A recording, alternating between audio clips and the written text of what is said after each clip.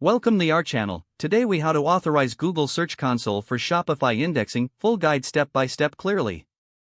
Begin by logging into your Shopify admin dashboard. In the left sidebar, navigate to Online Store. Click on Preferences. Scroll down to the Search Engine Listing Preview section. Make sure your store's title, meta description, and URL are filled out properly. Next, open a new tab in your browser. Go to the Google Search Console website. If you don't have an account, click on Start Now to sign in or create one. Once logged in, click on the Add Property button. In the pop-up window, select URL prefix. Enter your Shopify store URL and click Continue. Google will ask you to choose the HTML tag verification method. You will see a meta tag appear in the box. Copy this meta tag. Return to your Shopify admin dashboard.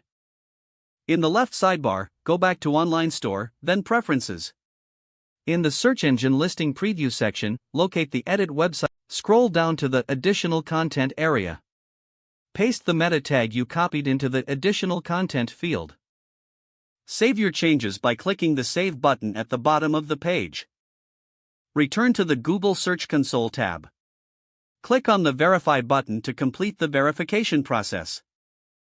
Once verified, you will see a confirmation message. Now you can access various features in the Search Console. Start monitoring your Shopify store's performance and indexing status. You are now all set to optimize your Shopify site with Google Search Console. If the page does not load, refresh the browser or try again in a private or incognito window. Make sure you are using the correct email address, then retype it carefully to avoid small typos. If your password is not accepted, use the reset option and create a new strong password you can remember. Check your spam folder for verification or security emails, then complete any requested confirmation steps. Enable two-factor authentication if available to improve account security and reduce unauthorized access risk. After signing in, review your profile details so your contact information and settings are accurate and current.